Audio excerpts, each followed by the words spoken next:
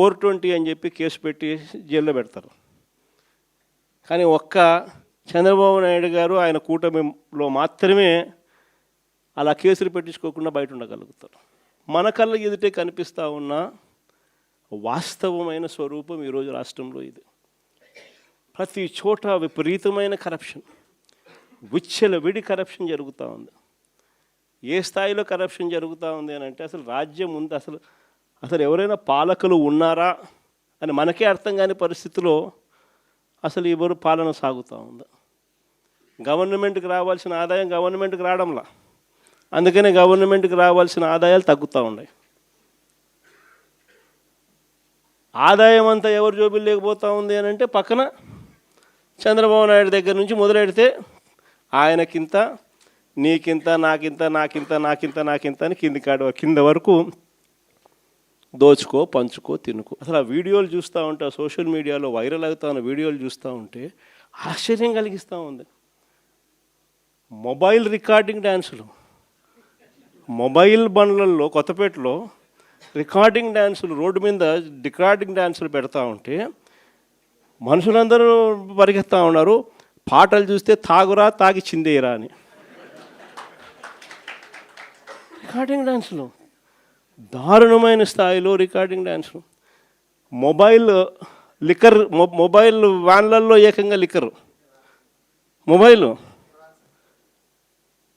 అసలు ఏ స్థాయిలో జరిపినారని అంటే ప్రతి నియోజకవర్గంలో ఆక్షను, ఊపేయి కుదిపేయి అంటాడు. డిఎస్పీనా అసలు ఇది ఏం మనిషి వేయడని చెప్పి అర్థం కావడం అసలు. అంటే భీమవరం మీటింగ్లోనే అసలు ఇది నిజంగా సమాజంలో ఉన్నామా లేమా, అసలు ఏం జరుగుతూ ఉంది? జంగల్ రాజ్యం అంటే ఇది కాకపోతే ఇంక ఏ రాజ్యం ఇది అని చెప్పి ఆశ్చర్యం కలిగించే విషయాలు. నిజంగా ఈ బరితెగింపు అన్నది, ఈ విచ్చలవిడితనం అన్నది నిజంగా ఏ స్థాయికి వెళ్ళిపోయిందనంటే చంద్రబాబు నాయుడు గారి ఎమ్మెల్యేలు, చంద్రబాబు నాయుడు గారికి సంబంధించిన వాళ్ళంతా ఏ స్థాయిలోకి వెళ్ళిపోయినారంటే నిన్న 20 పేపర్లో చూసిన కోడూరు ఎమ్మెల్యే ఆరవ శ్రీధర్, అదే మనిషేనా అసలు ఇది ఎమ్మెల్యేనా అని అనిపిస్తుంది నాకు. అసలు వాటికి సమాధానం నేను చెప్పక్కర్లేదండి, ఆల్రెడీ ప్రజలు చెప్పిన సమాధానం చాలా ఎక్కువగా ఉంది. కాకపోతే ఈ రోజు పరిస్థితులు ఎలా ఉన్నాయంటే ఒక బాధ్యతారహితమైన ప్రతిపక్ష పార్టీగా తయారైంది. నిన్న మొన్న కూడా చూస్తే ఎవడో ఫ్లెక్సీ పెడతాడు, రపా నరుగుతామని చెప్పి అది రకంగా. వాళ్ళు కూడా ఎలాంటి వాళ్ళంటే పిల్లలు చూస్తే 18 సంవత్సరాలు 17 సంవత్సరాలు పిల్లలు, అలాంటి పిల్లల చేత ఇలాంటి ఫ్లెక్సీలు పెట్టించడం. అదేవిధంగా ఎక్కడ పడితే అక్కడ మేకల తల నరికి రక్తాభిషేకాలు చేస్తామని చెప్పి వాళ్ళందరి చేత ఒక నేర ప్రవృత్తిని బయటకు తీసుకొచ్చే పరిస్థితి. ఈరోజు పోలీస్ పరిస్థితి ఎలా ఉందంటే ఒక పక్క లా అండ్ ఆర్డర్ని మేము ఎంత పర్ఫెక్ట్గా ముందుకు తీసుకెళ్ళడం ఒక ఎత్తు అయితే, ఇలాంటి రౌడీ మూకల్ని అరికట్టాలి అన్న దృక్పథం కూడా మాకు కూడా ఎక్కువగా ఉంది. ఎందుకంటే చిన్న పిల్లల్ని కూడా ప్రేరేపించి ఈరోజు అటువంటి నేరాలకు ముందుకు తీసుకెళ్లే పరిస్థితిలో జగన్మోహన్ రెడ్డి ఉండి, ఆ జగన్మోహన్ రెడ్డి తిరిగి వాళ్ళ పీపీపీ విధానంలో వచ్చిన వాళ్ళని అరెస్ట్ చేస్తామని మాట్లాడుతూ ఉంటే నిజంగా ప్రజలే ఈరోజు నవ్వుకునే పరిస్థితులు ఉన్నాయి. వీళ్ళకి సమాధానం ఆల్రెడీ లాస్ట్ ఎలక్షన్స్లో చెప్పారు, వచ్చే ఎలక్షన్స్లో కూడా డెఫినెట్గా చెప్తుందండి. మీరు మాట్లాడితే రెడ్ బుక్ అంటారు, మీరు ఇప్పుడు వరకు తీసుకొచ్చిన ఉద్యోగాల గురించి మీరు మాట్లాడండి. నేనేమంటానంటే మీరు కూడా ఒక బాధ్యతాయుతమైన పొజిషన్లో ఉన్నారు. మాట్లాడితే ప్రతిపక్షాల వాళ్ళు ఎవరో మాట్లాడే పరిస్థితులు కాదు. ఈరోజు మేము నిజంగా ఎవరైతే ప్రజలకు అన్యాయం చేశారో, ఎవరైతే ప్రజలకి ఇబ్బందులు పెట్టారో వాళ్ళని కూడా మేము న్యాయబద్ధంగానే మేము వాళ్ళ మీద చర్యలు తీసుకుంటున్నాం తప్పించి ఎక్కడ కూడా కక్షలు కార్పణ్యాలు మేము పెట్టుకోలేదు. వాళ్ళు పెట్టుకున్నట్టే కక్షలు కార్పణ్యాలు పెట్టుకుంటే కనుక ఈరోజు వాళ్ళు రోడ్ల మీద తిరిగే పరిస్థితి కూడా కనిపించదు కదండి. మేము అలా లేము. ఈరోజు మేము బాధ్యతాయుతంగా పనిచేస్తున్నాం, బాధ్యతాయుతంగా మేము ఆ రోజు ఇచ్చిన హామీలని నెరవేర్చుకునే దిశగా మేము ముందుకెళ్తున్నాం. లా అండ్ ఆర్డర్ని కూడా మేము ఈరోజు చక్కదిద్దే పరిస్థితుల్లో మేము ఉన్నాం. ఈరోజు ఎక్కడ కూడా ఇబ్బందులు రాకుండా చూసుకుంటున్నాం. ఇవన్నీ పక్కన పెట్టి ఈరోజు ఎవరో మాట్లాడే మాటలకు మేము సమాధానం చెప్పాల్సిన అవసరం లేదు. మేము చేయాల్సిన బాధ్యత చాలా ఉంది ప్రజలకి, దాని మీద మేము ముందుకెళ్తున్నాం. ఇంకా మీరు సామాజిక మాధ్యమాల్లో తిడుతూనే ఉన్నారు. మళ్ళీ ఇంకొకసారి హెచ్చరిస్తున్నా, పిఠాపురంలో ఒకసారి చెప్పాను మీకు, మళ్ళీ మీరు కూర్చొని పాత పద్ధతిలో గనుక మళ్ళీ నాయకులు మళ్ళీ మీరు పిచ్చి ప్రలాపనలు చేస్తే పర్యవసానాలు చాలా తీవ్రంగా ఉంటాయి, గుర్తుపెట్టుకోండి. మిమ్మల్ని మీరు కానీ మీ నాయకులు కానీ మీరు ఒక క్రమబద్ధంగా ఒక పద్ధతిలో మమ్మల్ని విమర్శిస్తే తప్పులను మేము సరిదిద్దుకుంటాం, వివరణిస్తాం.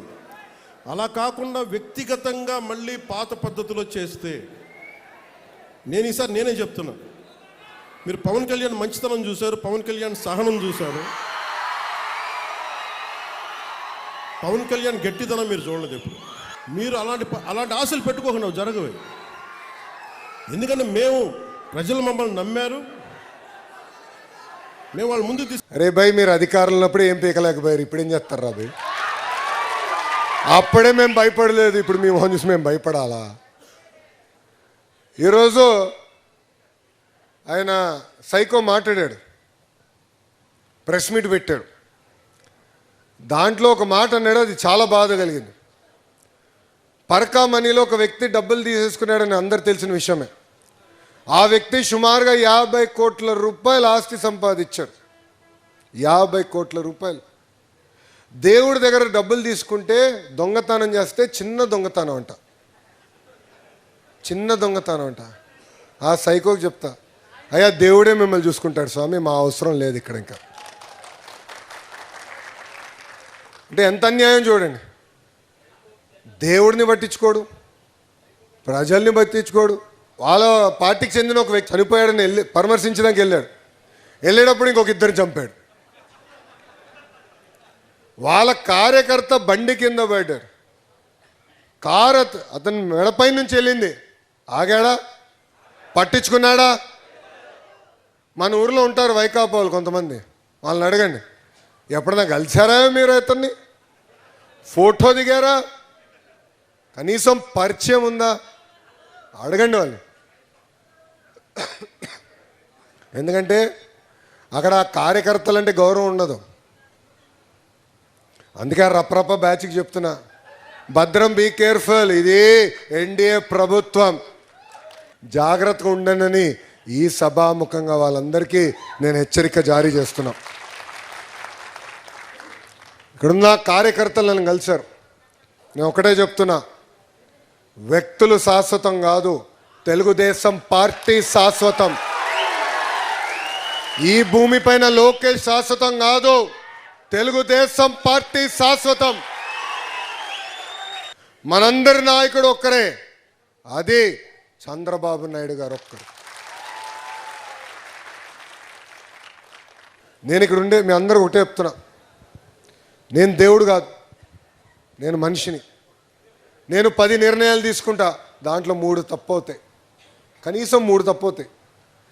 తప్పవుతుందని చెప్పాల్సిన బాధ్యత ఇక్కడున్న మీ పైన ఉంది, సరిదిద్దుకోవాల్సిన బాధ్యత నా పైన ఉంది. నేను ఏనాడు నేను అనుకుందే రైట్, నేను అనుకున్నాను కనుక చెయ్యాలని నేను అనుకున్నాను. యువకుడిని ఉత్సాహవంతం కొంచెం స్పీడ్ ఎక్కువలే, అలా అని నేను చెక్ చేసుకుంటా. సో ఎవరు ఆవేదన పడాల్సిన అవసరంలా. 1 కాదు, 2 కాదు, 10 కాదు, 100 సార్లు అని చెప్పాలి. మనకున్న సమస్యలు మనం చేసుకోమని ఏమవుతుంది? ఇది చేయలేదు ఇప్పటికీ. ఏం చేసావు? కొండను దోవావు, ఎలుకను పట్టావా, తోకన పట్టావా, దాన్ని ఈకన పట్టుకున్నావా? నువ్వు మాట్లాడడం ఏంటంటున్నా, గొంగళి దీంట్లో కూర్చొని భోంచేస్తూ నువ్వు బొచ్చేరినట్టుంది. నువ్వే ఒక అవినీతి పరుడివి, నీకు అన్ని డైరెక్ట్ లింక్స్ ఉన్నాయి. పాత 43,000 కోట్లు ఉన్నాయి, 11 ఛార్జ్షీట్లు ఉన్నాయి సిబిఐ, 9 షార్ట్లు ఉన్నాయి ఈడీ. ఇప్పుడు ఇంకా మళ్ళా ఇవి శాండు, ల్యాండు, మైను, లిక్కరు, బోల్డన్ని ఉన్నాయి. ఇవన్నీ దగ్గరకుంటే నువ్వు ఎక్కడ పోతావు నీకే తెలియదు. అక్కడ ఏమున్నాయి? ఎతికావు. ఒకసారి చెప్పావు కదా సోలార్ గురించి, ముట్టుకాయలు వేయించుకున్నావు కదా, ఏం జరిగింది? అదే కదా మళ్ళా రాజీ చేసుకొని మళ్ళా వాళ్ళకే ఇచ్చావు కదా. You answer this. First cabinet అవుతాను ఏం మాట్లాడారు ఆ రోజు? నేను ఏం చెప్పాను? సాక్ష్యాతాలు సహా పెట్టాను కదా. మా పార్టీ వాళ్ళకు కానీ మాకు కానీ ₹1 అకౌంట్కి ఎవరికైనా వచ్చిందా? నీకు వచ్చాయి. షెల్ కంపెనీలు నీవి, ఇప్పుడు కూడా ఉన్నాయి షెల్ కంపెనీలు.